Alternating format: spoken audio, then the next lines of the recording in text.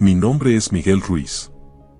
Durante un cuarto de siglo, mis botas han levantado el polvo asfixiante de las llanuras de Castilla, mis manos se han agrietado bajo el sol de justicia que castiga estas tierras y mis huesos han buscado el calor de una manta en las noches gélidas de un pajar olvidado. Cargo conmigo heridas que el tiempo no ha sabido cicatrizar, marcas invisibles que duelen más que cualquier golpe de azada. Hoy, mientras contemplo el horizonte desde la finca El Mirador, esa explotación agrícola que mis abuelos defendieron con uñas y dientes y que hoy descansa sobre mis hombros, siento la necesidad de volcar mi historia. No lo hago por soberbia ni por buscar lástima, sino para que los recuerdos no se los lleve el viento, para entender de qué madera estoy hecho y por qué, a pesar de los temporales, sigo aferrado a este suelo que un día intentó tragarme. Nací en un rincón perdido de la provincia de Toledo, un lugar donde el tiempo parece detenerse frente a la inmensidad de los campos de cereal. Aquí, el paisaje es un mar de espigas que se pierde en el horizonte, y el aire siempre trae consigo ese aroma inconfundible a pasto seco y tierra arcillosa, especialmente cuando la lluvia de primavera amenaza con llegar. El Mirador no era solo una propiedad de mis abuelos para mí, era el universo entero.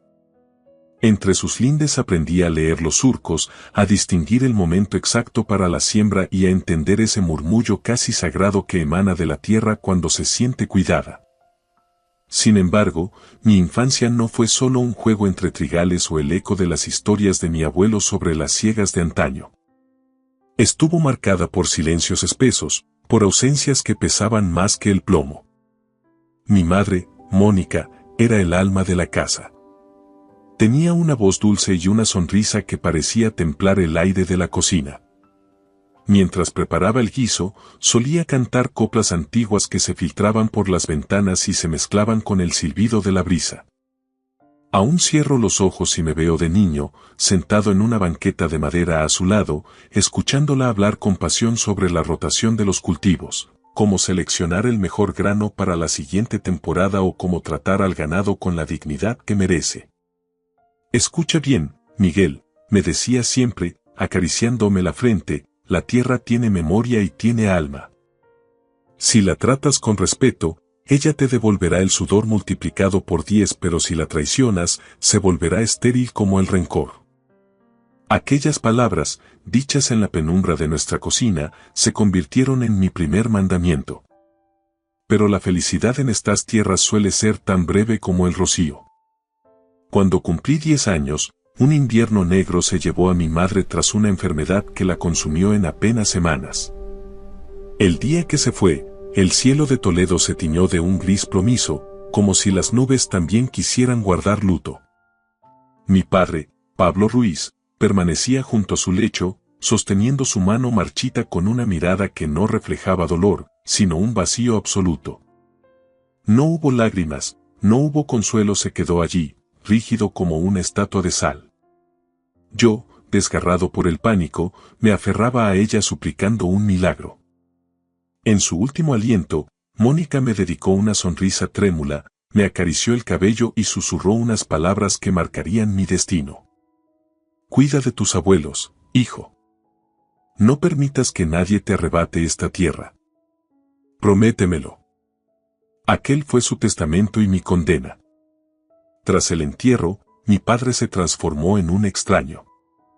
Aquel hombre que me subía a hombros para alcanzar las manzanas y que reía con estruendo en las comidas familiares, murió junto a mi madre. Se volvió huraño, distante, un fantasma que deambulaba por la casa con el aliento agrio por el orujo y los ojos empañados por un resentimiento que yo no alcanzaba a comprender. Empezó a ausentarse durante días, dejándome solo en una casa que de repente me quedaba demasiado grande. Cuando regresaba, apenas me miraba, yo ya no era su hijo, sino un recordatorio viviente de lo que había perdido. Un mediodía de calor sofocante, cuando yo tenía 11 años, me llamó al patio. Me miró con una mezcla de cansancio y desidia antes de soltar la sentencia. Miguel, recoge tus cosas. Te vas a vivir a El Mirador con tus abuelos. Yo ya no tengo fuerzas para cargar contigo. No hubo abrazos, ni promesas de visita. Me quedé allí, petrificado, apretando contra mi pecho la mochila de lona que mi madre me había cosido, mientras veía cómo él se daba la vuelta y se alejaba sin mirar atrás. En aquel momento no lloré, la conmoción era tan profunda que el dolor tardó días en encontrar la salida. Llegar al mirador fue como encontrar un oasis en mitad del desierto. La finca se erigía sobre una loma suave, custodiada por encinas centenarias que parecían vigilar el paso de los siglos. La casa familiar, de piedra ruda y muros gruesos para aguantar los rigores de Castilla, me recibió con su porche cubierto de flores silvestres y aquel viejo balancín que siempre crujía con el viento solano. Mi abuelo Rodrigo, un hombre de piel curtida y manos callosas, me rodeó con un abrazo que olía a campo y a tabaco de liar. Mi abuela Virginia, con su mirada viva y esa voz que era puro bálsamo, me tomó de la mano para llevarme al interior, donde el aroma a bizcocho de limón recién salido del horno inundaba cada rincón.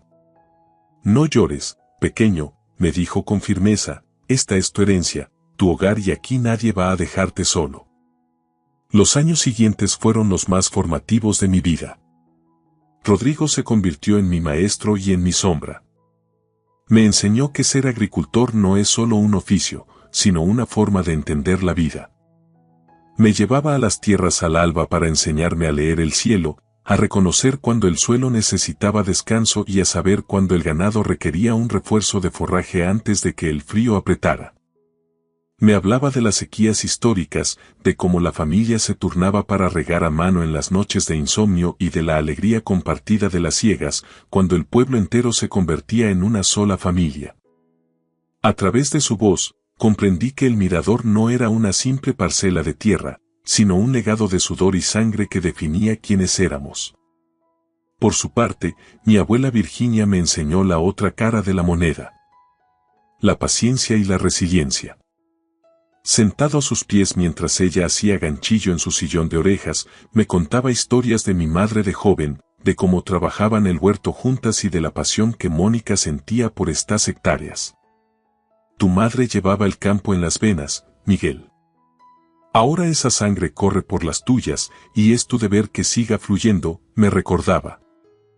Aquellas palabras me otorgaban un propósito, pero también una carga de responsabilidad que a veces me quitaba el sueño. No todo era idílico. Muchas noches, tumbado bajo el techo de vigas de madera, pensaba en mi padre. Sus visitas eran escasas, breves y cargadas de una tensión eléctrica. Venía, hacía 4 preguntas por compromiso y se marchaba antes de que terminara el café. Una tarde, muerto de curiosidad y dolor, me atreví a preguntarle: «Papá, ¿por qué no te quedas aquí? Hay sitio para todos». Él suspiró, evitó mi mirada y respondió con una frialdad que me heló el alma: «Lo entenderás cuando seas mayor, Miguel. La tierra no solo da frutos, también entierra a la gente». Aquella espina de abandono se clavó hondo en mi pecho, creciendo conmigo mientras me hacía hombre. A pesar de todo, el mirador fue mi salvación. Aprendí a montar a caballo, a reparar cercas que el invierno había vencido y a predecir la tormenta solo por el cambio de color en las nubes sobre los montes de Toledo. En los veranos, bajo la sombra protectora de la gran encina, bebíamos la limonada que mi abuela enfriaba en el pozo mientras veíamos morir el sol sobre los campos de alfalfa. «Todo esto será tuyo, Miguel», decía el abuelo con solemnidad, «pero recuerda. La tierra solo te pertenece si eres capaz de amarla más que a ti mismo». Esa pasión se convirtió en mi motor. Empecé a devorar libros de agronomía, a interesarme por los avances técnicos que veía en los pocos programas agrícolas de la televisión y a soñar con transformar el mirador en una explotación de vanguardia, donde la sabiduría de mis ancestros se diera la mano con la tecnología del siglo XXI. No podía imaginar entonces que mi mayor batalla no sería contra las plagas o la falta de lluvia, sino contra mi propio apellido. A los 15 años, ya sentía que la tormenta se estaba gestando en el horizonte, una tempestad que traería de vuelta a mi padre y con él, un torbellino de decisiones imposibles entre la lealtad familiar y la promesa sagrada que le hice a esta tierra. Pero eso es algo que el tiempo, siempre implacable, se encargaría de revelar. Por ahora, me basta con recordar el calor de aquel hogar y el susurro de mi madre, que aún hoy parece guiar mis pasos entre los surcos. Aquellos fueron mis cimientos, la memoria que me mantiene en pie frente a lo que está por venir. Los años de adolescencia que pasé bajo el ala de mis abuelos forjaron en mí un amor feroz por la tierra, una conexión casi mística con los ciclos de la cosecha y una añoranza anticipada por esos días de paz que, en el fondo de mi alma, sabía que no durarían para siempre. Durante aquel tiempo, mi deseo evolucionó. Ya no solo quería conservar la finca para que no se hundiera, aspiraba a transformarla en una explotación de vanguardia, en algo que hiciera que los nombres de Rodrigo y Virginia resonaran con orgullo en toda la comarca de la Sagra. Comprendí que para honrar el pasado debía dominar el futuro, y que eso requería una paciencia que solo se cultiva observando cómo crece el trigo. A los 16 años, mi refugio dejó de ser el campo para convertirse en el pequeño despacho al fondo de la casa, un rincón que olía a papel viejo y a cera. Allí, mis abuelos custodiaban una estantería cargada de tesoros.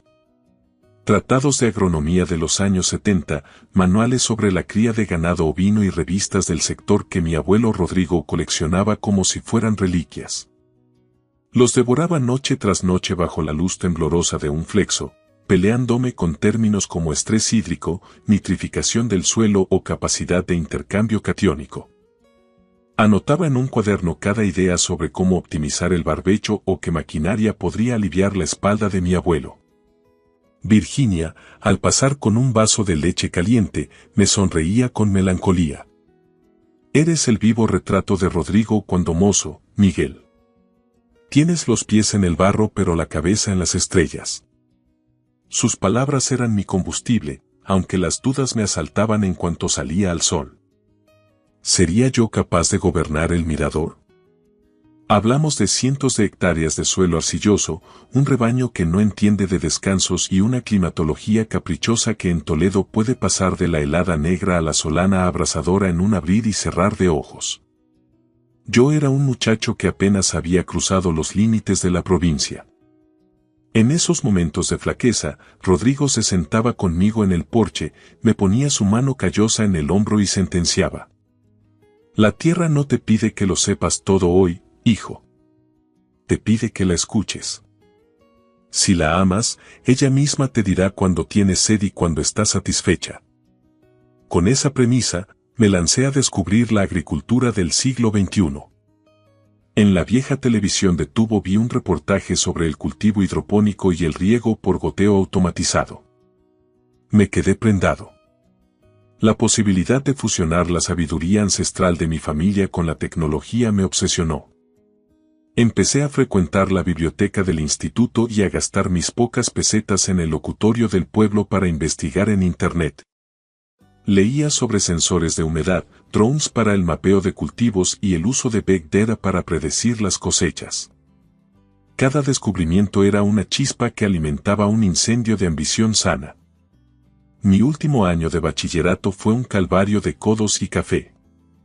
No era el estudiante más brillante en literatura, pero en ciencias y matemáticas era imbatible porque veía en cada ecuación la solución para la finca. Mis abuelos fueron mi retaguardia. Virginia repasaba mis trabajos de lengua, aunque siempre decía con un suspiro que mi madre, Mónica, habría sabido corregirlos mejor. Rodrigo, por su parte, hacía sacrificios en silencio. Vendía un poco más de grano o algún ternero extra para ir llenando un sobre que decía para la Universidad de Miguel. Tú hinca los codos, muchacho, me decía con gravedad. Dao dinero, ya nos encargamos los viejos. El día que llegó el sobre de la Universidad Politécnica de Madrid confirmando mi plaza en Ingeniería Agronómica, solté un grito que debió oírse hasta en la plaza del pueblo. Corrí a casa y los abracé con tal fuerza que casi los levanto del suelo. Virginia rompió a llorar de alegría. Rodrigo solo sonrió, pero vi como una lágrima solitaria se perdía entre sus arrugas. Vete, Miguel, susurró. Vete a la capital y trae de vuelta el conocimiento que nosotros nunca pudimos alcanzar. Pero el miedo me atenazaba. Madrid era un monstruo de asfalto a 70 kilómetros de mi paz, y yo temía no estar a la altura o, peor aún, que mi ausencia marchitara el mirador. La despedida en la estación de autobuses fue un desgarro silencioso. Mi abuela me entregó una lata de galletas de manteca y mi abuelo deslizó en mi mochila un cuaderno de hule donde había anotado, con su letra de trazo firme, los secretos del clima de la zona durante los últimos 50 años. No olvides de dónde vienes, porque si pierdes tus raíces, el viento te llevará como a la paja, fue su último consejo. Mientras el autobús enfilaba la carretera hacia Madrid, lloré sin consuelo, sintiendo sobre mis hombros el peso de 3 generaciones y la promesa que le hice a mi madre. La Politécnica fue un choque brutal. Me sentía un extraño entre hijos de terratenientes y chicos de ciudad que nunca habían visto una asada. Pero me negué a ser el paleto de Toledo. Estudiaba hasta que me ardían los ojos, centrándome en la agricultura de precisión. Me fascinaba la monitorización por satélite y las energías renovables aplicadas al riego. Cada vez que aprendía a programar un sensor, visualizaba mi finca convertida en el modelo a seguir de toda Castilla-La Mancha. Sin embargo, las sombras no me abandonaban. Mi padre, Pablo, era un eco lejano y frío. Llamaba 1 o 2 veces al año, siempre con una voz pastosa y distante, haciendo preguntas banales que denotaban su total desinterés por mi vida o por la de sus padres. La brecha entre nosotros era ya un abismo insalvable, pero en un rincón infantil de mi alma, aún deseaba que algún día me mirara con el orgullo con el que Rodrigo me miraba al partir. Todo se truncó una tarde de enero, bajo un cielo madrileño gris y hostil. Estaba en el laboratorio calculando caudales cuando el teléfono vibró. La voz de mi abuela Virginia era un hilo roto que apenas podía sostenerse. Miguel. Tu abuelo. Le ha dado un ataque al corazón. No ha llegado a la ambulancia. Sentí que el mundo se detenía. El hombre que era mi roca, mi guía y mi verdadera figura paterna se había ido. Me desplomé en el suelo del laboratorio, rodeado de probetas y cables, mientras el llanto me ahogaba. Volví a Toledo con el alma en jirones. El viaje fue un desfile de recuerdos. Rodrigo enseñándome a ordeñar, su risa ronca cuando yo tropezaba con los aperos, su olor a sol y a tierra. El funeral fue sencillo, pero el pueblo se volcó. Rodrigo era un hombre de palabra en una tierra donde eso todavía significaba algo. Frente a su ataúd, en la pequeña iglesia de piedra, juré que su esfuerzo no caería en saco roto. Días después, Virginia me pidió que nos sentáramos en el salón. Con las manos temblorosas, sacó una caja de caudales y me entregó un documento oficial. El testamento. Al leerlo, el corazón me dio un vuelco. Rodrigo había dispuesto de su herencia con una claridad meridiana. La finca El Mirador, los derechos de la PAC, el ganado y cada metro cuadrado de tierra pasaban a ser de mi propiedad absoluta. Había dejado a mi padre solo la legítima estricta, lo mínimo que obliga la ley española, alegando su desapego y falta de cuidado hacia la explotación. Toda la responsabilidad recaía sobre un joven de 19 años. ¿Por qué, abuela?, pregunté con la voz quebrada. ¿Por qué saltarse a mi padre? Porque tú eres el que tiene la tierra en el corazón, Miguel. Tu padre hace mucho que vendió su alma a otros demonios. Rodrigo sabía que en tus manos el mirador seguiría vivo. En las suyas, sería solo dinero para malgastar. Pero la noticia del testamento fue la mecha de una bomba. Pablo apareció en la finca 3 días después. Bajó de su furgoneta dando un portazo, con el rostro desencajado y el tufo a alcohol precediéndole.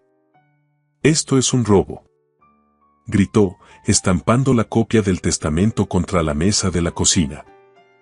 ¿Cómo se le ocurre a ese viejo dejarle todo a un niñato que ni siquiera se ha afeitado todavía? Yo soy el heredero legítimo. El miedo me paralizó, pero Virginia se levantó con una dignidad que me dejó sin aliento. Tú abandonaste esta casa y a tu hijo, Pablo. Tu padre te dio 1000 oportunidades y las tiraste todas por la borda. El mirador no se toca. Mi padre me clavó una mirada cargada de un odio puro, un resentimiento que parecía haber estado macerando durante años. Te crees muy listo con tus libros de Madrid, ¿verdad, Miguelito? Me espetó, señalándome con un dedo tembloroso. ¿Crees que puedes quedarte con lo que es mío por derecho de sangre? Pero te advierto una cosa. Voy a impugnar este papel hasta que te quedes sin una peseta. Esta tierra me pertenece y no voy a parar hasta que te vea suplicando en la calle. Se dio la vuelta y se marchó dejando una nube de polvo y una amenaza que pesaba más que cualquier tormenta que hubiera azotado Castilla. Me quedé allí, mirando mis manos, preguntándome si realmente era lo suficientemente fuerte para defender el legado de mis abuelos frente a mi propia sangre. Tras el entierro de mi abuelo Rodrigo, la vida en el Mirador se convirtió en un ejercicio de resistencia. El duelo pesaba en el aire tanto como el polvo en los días de siega, pero no había tiempo para las lágrimas. El ganado seguía teniendo hambre y los campos no entendían de tristezas.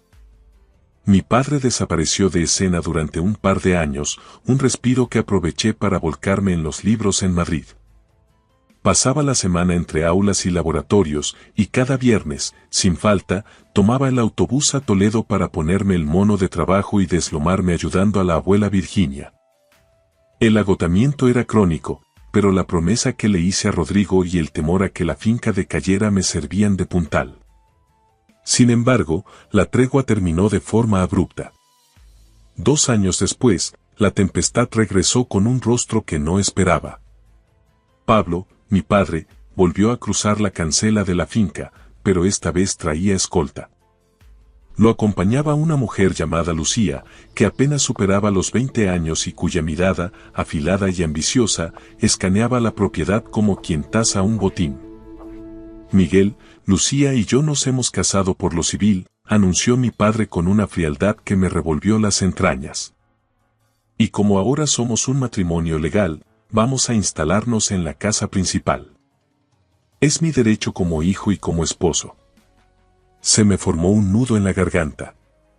Mi abuela Virginia, cuya salud se marchitaba por momentos, intentó balbucear una protesta, pero mi padre la cortó en seco esgrimiendo el derecho de habitación y otros tecnicismos legales sobre el uso de la vivienda familiar. Por no martirizar más a mi abuela y evitar que su corazón fallara de nuevo por un disgusto, cometí el error de mi vida. Bajé la cabeza y les dejé entrar. Lucía no tardó ni una semana en desplegar su verdadera naturaleza. No tenía el menor respeto por los ciclos del campo ni por la historia que guardaban aquellos muros de piedra. Para ella, el Mirador no era un legado, sino un activo inmobiliario que estaba infrautilizado. No dejaba de susurrarle al oído a mi padre planes que me hacían hervir la sangre. Pablo, esto es un desperdicio de terreno.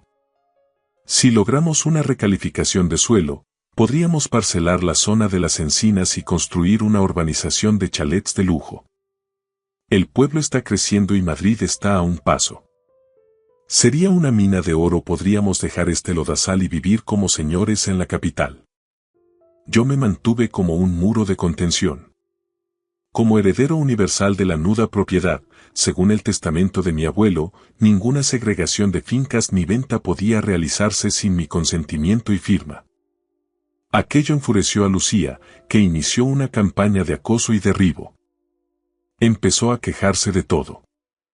Del olor a estiércol, del rugido de los tractores al amanecer y, sobre todo, de mi presencia. La tensión alcanzó su cenit cuando anunció que estaba embarazada. Ahora que vamos a traer un niño al mundo, necesitamos espacio y dignidad, soltó mi padre una tarde en el comedor, mientras evitaba mirarme a los ojos. Miguel, tú ya eres un ingeniero, tienes tu vida en Madrid. Lucía dice que el bebé necesita tu habitación para su cuarto de juegos y sus cosas. Tienes que desalojar la casa de inmediato. Me quedé de piedra. Mi propio padre me desahuciaba de la casa donde nací, la casa que mi abuelo me confió para proteger la estirpe. Miré a la abuela Virginia, estaba hundida en su sillón, con el rostro surcado por lágrimas silenciosas, amordazada por el miedo a las represalias de Pablo. Esta es mi casa, padre, respondí, intentando que no me temblara la voz. El abuelo Rodrigo me nombró heredero para que velara por la tierra y por la abuela. No voy a marcharme. Lucía saltó de la silla como si la hubieran pinchado, fingiendo un ataque de nervios de manual.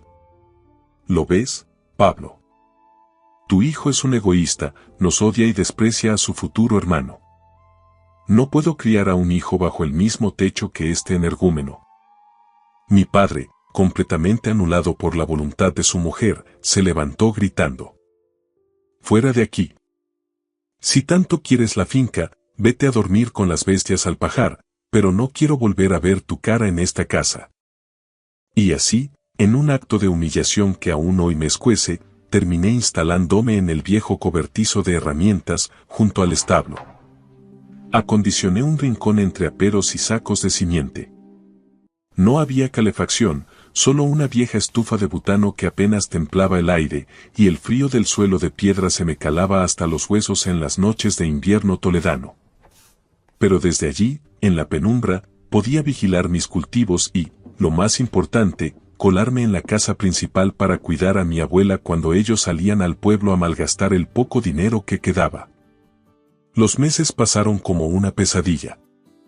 Nació Hugo, el niño, y Lucía lo utilizó como un escudo humano para sus demandas.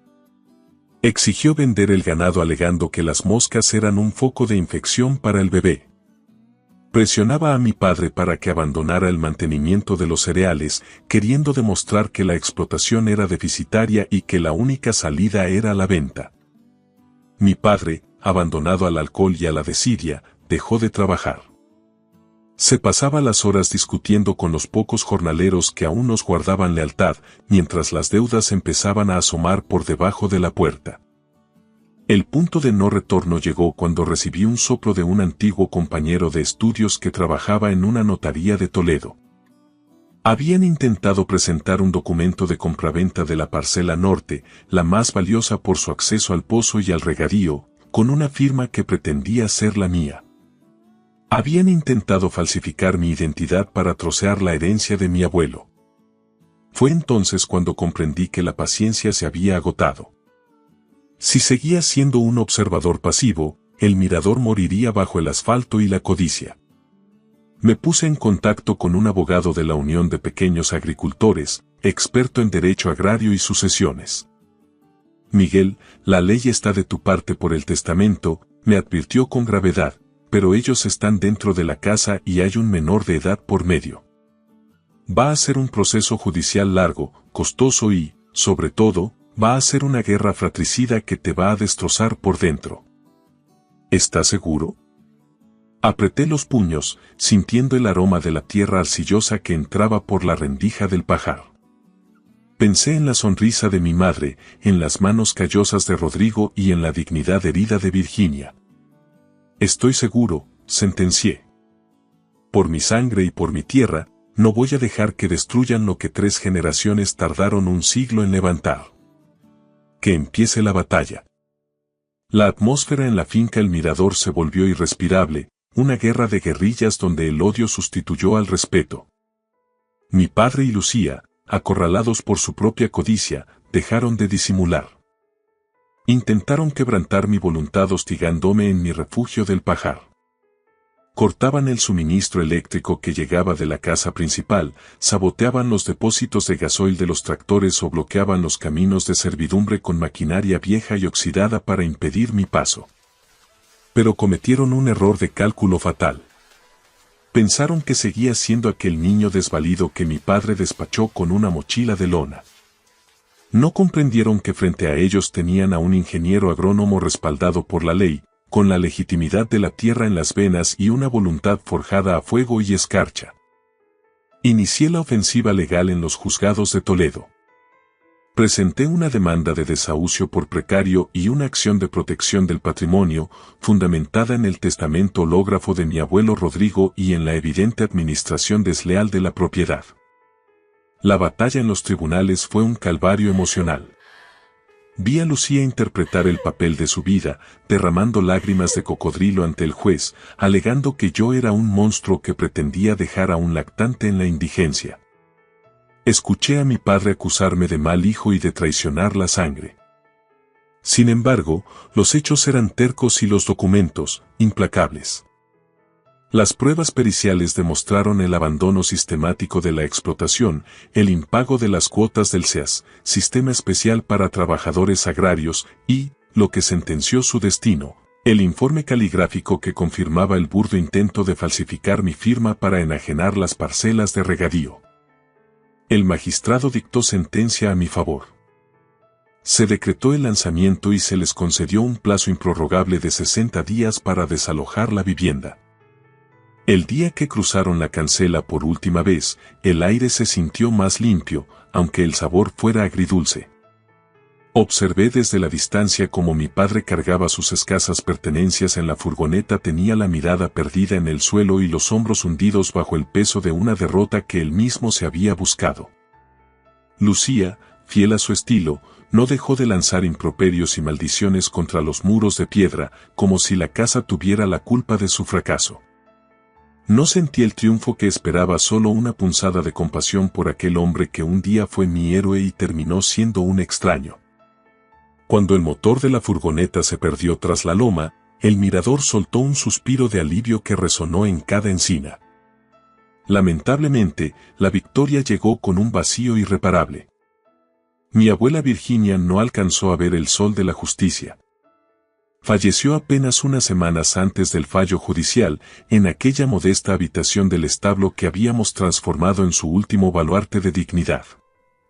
Se fue en silencio, apretando mi mano con sus dedos armentosos, mientras el viento solano golpeaba las vigas.